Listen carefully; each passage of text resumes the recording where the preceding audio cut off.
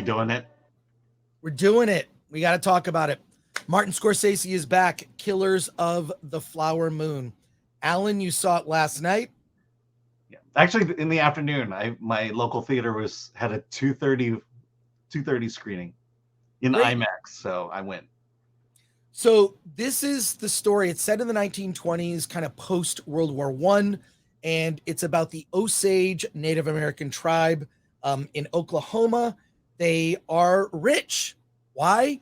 They struck black gold, oil, and this town of Indians has become wealthy from oil money. And there's an influx of, I mean, it's a mixed community. They're members of the Osage Native American tribe, along with whites that live in the area, and there are tensions over this group of Indians who have become incredibly wealthy from all of this oil money. And it deals with a series of mysterious murders in this town. And the murders are somewhat strategic in many ways, meant to do two things. One, shift the money from the Osage to others. And in addition, shut down any investigations by private investigators about exactly what's happening with these murders. There is Robert De Niro plays a person named William Hale. This is also, by the way, based on a true story. Robert De Niro plays William Hale, who is kind of the patriarch of this family. He is the uncle to Leonardo DiCaprio's character. He plays Ernest Burkhart. And Ernest, I really love that Leonardo DiCaprio did this. He's kind of a dimwit.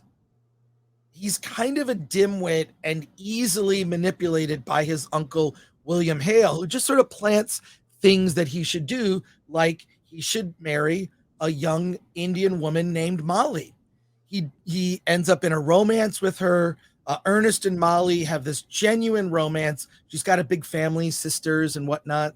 And Ernest and Molly get married, which means Ernest has a claim to all of this money. And things do not go well in this community. Now, I want to get your broad impressions before we go deeper into it. That is the basic setup. Some of that is in the trailer, although we'll say the trailer just gives you a sort of a bit of the pastiche of the story. It's 3.5 hours, but my quick impression is 3.5 hours, and it didn't feel that long. And credit should be given to the editor that Martin Scorsese has worked with for years, Thelma Schoonmaker. You do need to prepare for this, meaning when I saw it, I did not go to the bathroom, which is incredibly unusual for me, but I actually did prepare. I made it a point to not drink anything, and I'm like, okay, I'm going to sit down. Maybe I'll go to the bathroom once during the film. I did not go to the bathroom at all. It's riveting. It takes its time to develop the relationship between Ernest and Molly. And it's in a way, it's like a greatest hits of everything that Martin Scorsese is very good at, which is shocking violence from the very first scenes of the movie. There are shocking moments of just pure violence where it just comes out of nowhere and it's horrific. There's passion between Ernest and Molly. They really do have like a sweetness to their romance. And it's also tragic and takes a dark turn. So in addition to, this like violence that permeates throughout, it also ends up being a courtroom drama, and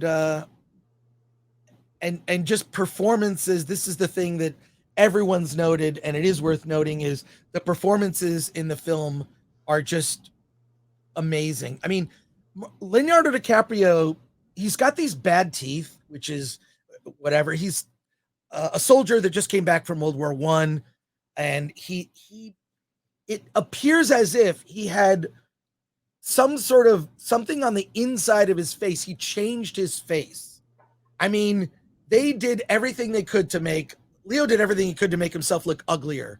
And I'm sure he had some help from makeup effects people. There aren't necessarily prosthetics, but it feels like he had some things on the inside of his face that were used to kind of contort the way he looks. You've seen it in the trailers. I mean, he is an ugly man and a dimwit.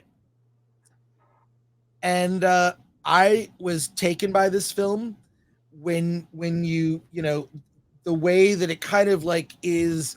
I don't want to say it's a slow burn because it moves pretty quickly, but it's a build up to a third act that is that I thought was amazing, and a final scene. I'm not going to discuss it. A final scene that was very clever in the way that it delivers information about this true event. Alan, what did you think of Killers of the Flower Moon? Yeah, I didn't love it as much as you did. Oh, okay. All right. So I'll go with the positives. Beautiful film. Scorsese is a master storyteller. Great performances from DiCaprio, De Niro, Lily Gladstone. It's just top notch in terms of filmmaking, the cinematography, the sound, the music, everything. But it's 3.5 hours long, and I will say at the 1 hour mark, I'm like, oh god, there's 2.5 hours to go, and then I'm just begging for the midway point to come. So I am constantly looking at my phone just to see when things will pick up. Here's the problem. This is the problem with this movie, and why the 3.5 hour runtime does no service to it. The story, if you've ever followed stories like this, these kind of message-based true life stories, they're highly predictable. This movie, you know what's going to happen next. When characters show up and they're in a certain condition, you know what's going to happen down the line. You know that at some point things are going to turn, and you know exactly how it's going to turn and how it's going to end. And the reason I bring this up is the problem with movies like that is when you are ahead of the story itself, the movie overall becomes boring. You know, when you're waiting for the movie to catch up to where you are in the story, you have a problem, and that's what it is. The problem with this movie is the story, because it's fairly standard in terms of injustice, indigenous people, injustice, whatever. But there's no twist. There's nothing that excites you or makes you sit on the edge of your seat. You're just kind of waiting and it plays out, and it plays out exactly as you think it'll play out. In terms of the violence, I would disagree with you. I don't think the violence is horrific. I think it's fairly tame considering, what Martin Scorsese has done in the past. People get killed, people get executed. But it's very quick. It reminds me of in The Godfather, Francis Ford Coppola, those murder montages. That's kind of the length of the violence I think goes here. It's not like they come through and slaughter an entire village. People are strategically killed, and that's what it is. This movie, I give it a bare minimum recommendation just because it looks great performances, and this story is essentially, the movie is made for posterity's sake, to take the story of the Osage, put it on screen, and give it a visual storytelling, visual history, which I think it deserves. But I don't think it crosses any. You just want more from Martin Scorsese at that point. You want something more from a story, and so a very, very tepid recommendation from me. Well, I'll say this. I mean, I what's weird is I actually agree with everything you're saying, and in spite of that, I enjoyed the film immensely. Mainly because I think also we see a lot of movies, and a lot are pretty mid. They're just right. Look, I see movies that we don't review on the show because I'm like, you know what, this movie was fine. It's not even worth discussing on the show, even to give a bad review, right? Yeah. Well, I mean, it's a testament to Scorsese, who, you give him a basic story and he does a great job with it. It's, I have no complaints about the performances, no complaints about how it's directed. But the story itself is, the worst thing you could say is highly predictable. Well, again, while I may agree, I didn't mind all of that because I feel like almost like our like, because so many films at theaters these days have been so dumb, have been so like mid or dumb, or assume that the audience is not intelligent. I just think there's a couple things. One, I would like to even just see a documentary about the true story, because I found the aspects involving the FBI at the end, I thought were really interesting. How this was one of the reasons that the FBI was created as an organization, was to look into the case of all these unsolved murders in this town filled with rich people. It is very suspicious. So an entire agency was created. It's not the sole reason. There were other cases at the time, but literally the federal government decided maybe we should start an agency to look into these things. I mean, I don't know what you could say about the FBI now. I have my suspicions they may have gone off the rails in their intentions. But, I just feel like I was so in the mood for a real movie. It's kind of like, you've been eating Burger King, and then you've been eating Burger King for months, and then you actually go to Ruth's Chris Steakhouse just to get their burger, and it's amazing. And that's what this is to me. It's a better burger in a marketplace of fast food movies, right? Like, that's what it is for me. And I actually want to see it a second time, because it's one of the things also about Scorsese movies, which is, you and I have both seen this movie once. Okay. Yeah, I'm not seeing it again. Okay. I want to see it again, because a lot of things I was just, first of all, mesmerized by a lot of the visuals in it. That final scene, which we will not discuss, that kind of delivers important information, but in an interesting way that's kind of unique. I really enjoyed like the way that happens. It feels a little inspired by Schindler's List. Do you know what I'm saying? No. I mean, that's the first thing I thought about when. Okay, good. So you and I are on the same page. But like, I feel like I need to see this again, because Scorsese movies, this is why Scorsese's films stand the test of time. A lot of them you need to see multiple times to glean more from them. I mean, he has probably one of them. And also, you mentioned earlier why this film was made. I'll tell you this movie was not made to make money. This movie was made to win awards, so that Apple, who's releasing it in conjunction with Paramount, this was to win Oscars. 100%. This movie was made to win Oscars. This movie was not made to make money. Apple can make money doing other stuff. Okay. But when you look at the filmography, everything from Mean Streets, The Departed, look at Raging Bull. His movies, Wolf of Wall Street, Casino, Goodfellas, like these films, Taxi Driver in particular for me, which I saw when I was young, and the repeated viewings of that thing, there are these things that Scorsese includes in his films that it works on your psyche in ways. And you know what? Yeah, I also really like The Irishman. Yeah, I mean, I love The Irishman. I will. Yeah, that's a 3.5 hour movie I'll see again. Right. But when you say it, it does something to the psyche. I did not feel that compared to Raging Bull, Irishman. Even Gangs of New York. There's something that lingers with that.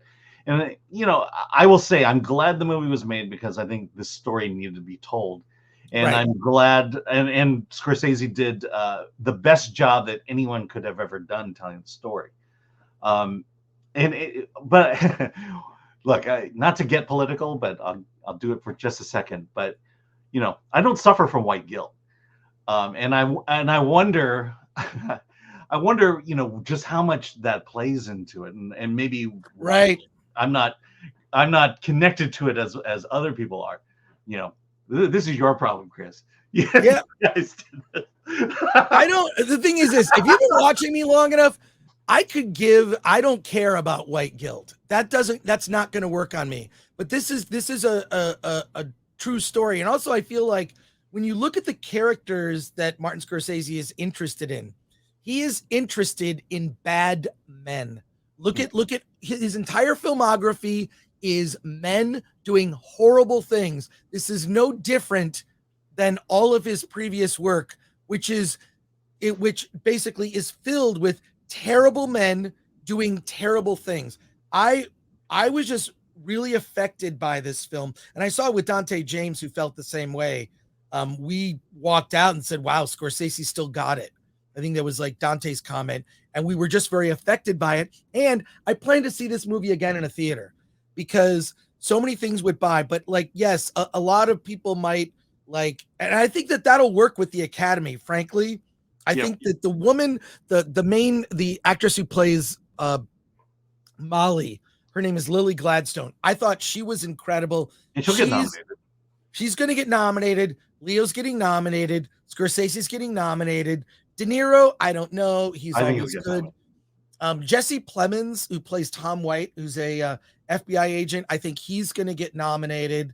There're just a lot of great, and even Brendan Fraser. What's weird is Brendan Fraser plays an attorney that represents them, and he looks like he just walked off the set of The Whale and put on a suit. Am I wrong? No.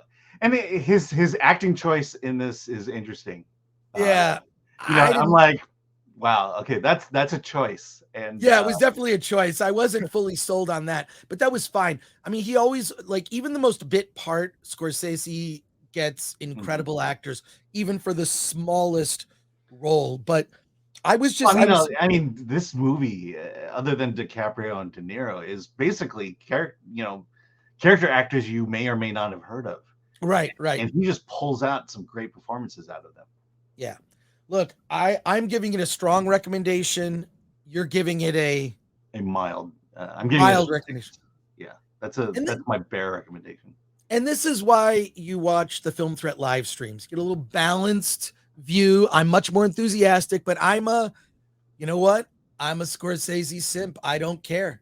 From a Taxi Driver to Goodfellas to, I mean, his work is remarkable. Mm-hmm. And when you see that most films released to theaters, in particular, a lot of the popcorn blockbuster stuff, which I don't have a problem with, I'm no snob when it comes to that stuff.